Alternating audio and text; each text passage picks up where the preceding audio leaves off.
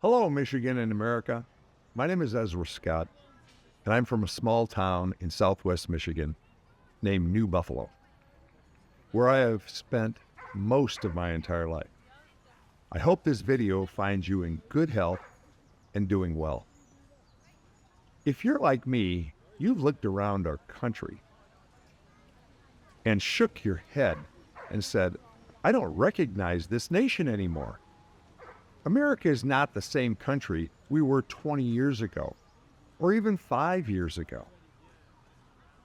From the insanity of men competing with women in sports, to boys using girls' restrooms in our schools, our sidewalks are also crowded with the tents of homeless people, causing businesses to shut down in our larger cities, and our borders are being crashed daily from illegal citizens from other nations simply walking into our country.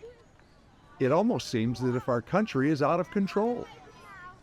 Who would ever have thought 10 or 20 years ago that we would have had an administration serving in our revered White House that would actually throw our nation's laws out the window and allow hardened criminals to walk across our border and disappear into our country, only to commit violent crimes against our own citizens? If you're anything like me, you are frustrated and maybe even fearful of the direction our country is headed in. Just 3 short years ago, we had $1.89 a gallon for gas and 99 cents a dozen for eggs. Today, our gasoline is hovering close to $4 a gallon, and eggs, in some cases, are $4 to $5 a dozen. 3 short years ago, we had peace in Europe and China wasn't threatening to invade Taiwan. 3 short years ago, we had tens of thousands of highly paid employees building pipelines to bring inexpensive energy from the Bakken oil fields of North Dakota south to Oklahoma and Texas. We had drilling in West Texas producing thousands of good jobs.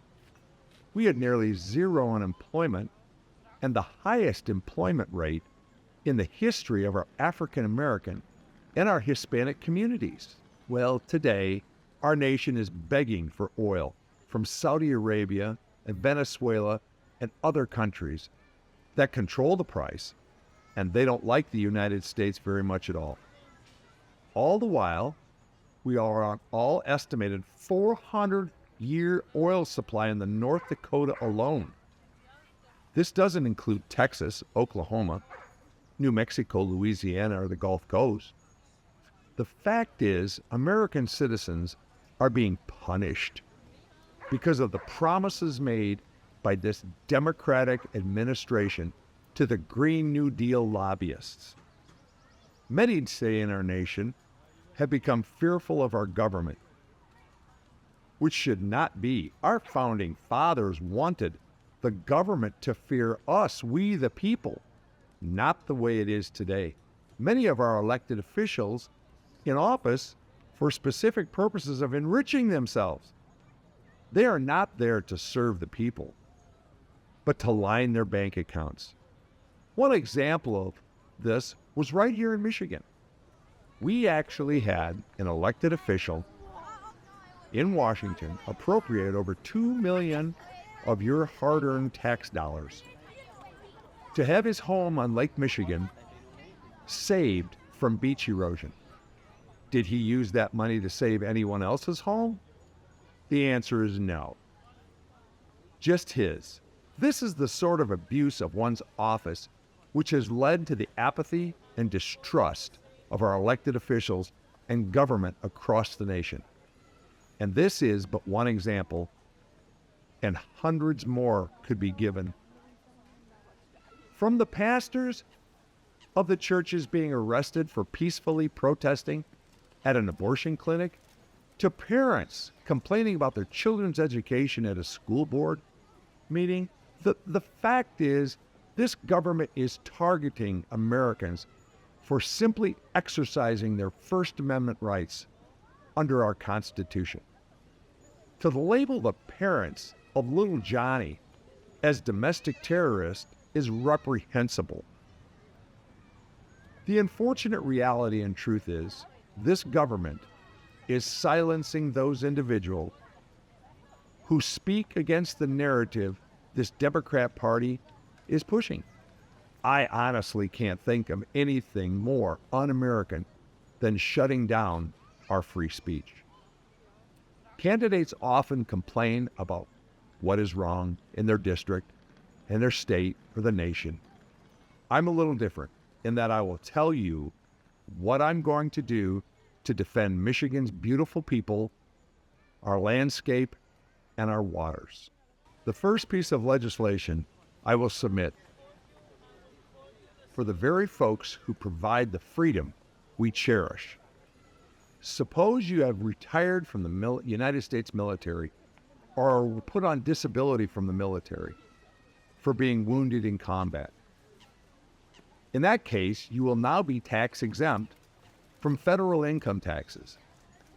I have a general problem with someone serving 25 years in the Marines, serving in combat or a war zone, being shot at or dodging incoming mortars, only to come home, retire, then having to pay income taxes on the very income you have earned from your service to our nation.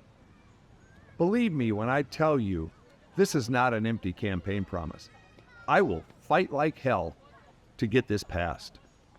Second, we currently have over, according to the census folks, some 67,000 of our nation's heroes homeless and living on the streets of this country.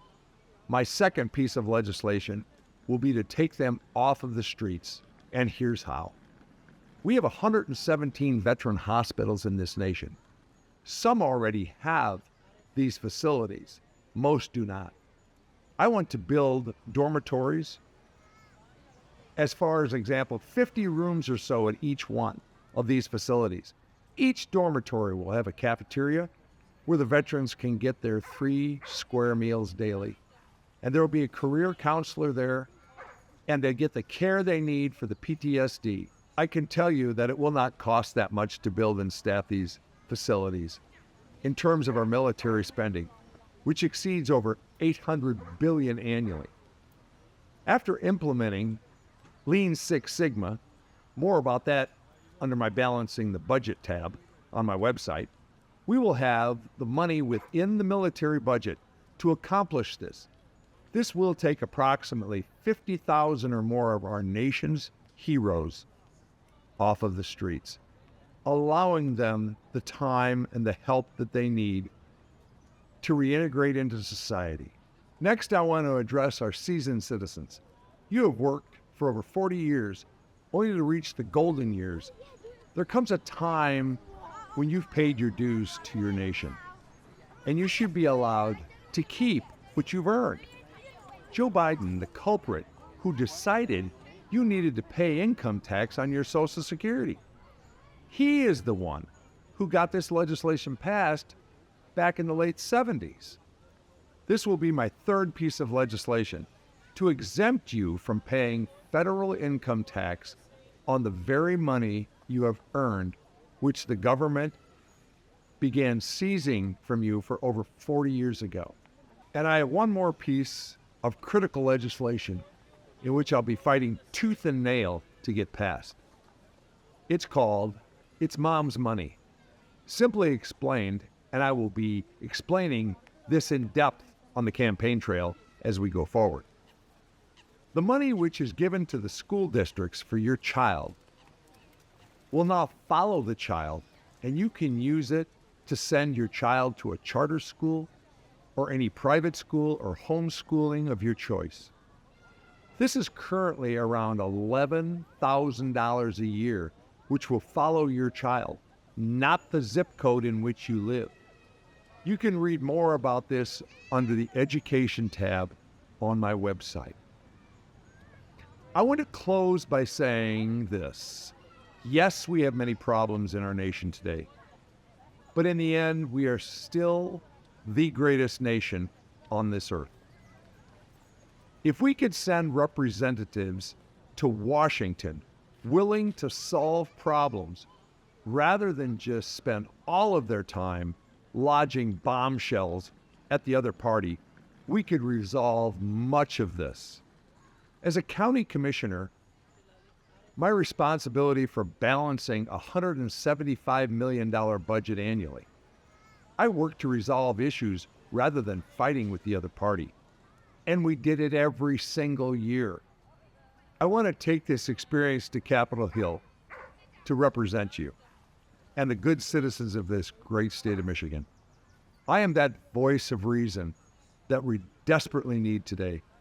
I am that warrior who will work tirelessly to create jobs for Michigan, keep our precious lakes clean, and turn this incredible encroachment by our bloated federal government around to begin restoring sanity.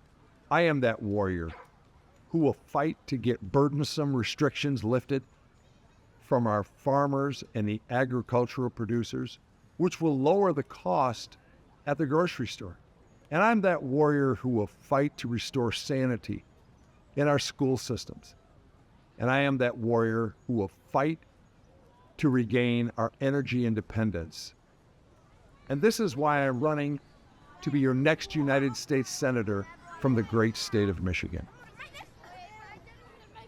Please read my website, and if you agree with me, just 75%, as Herman Cain once said, of what you read, please support this movement of restoring the American dream to us, we the people.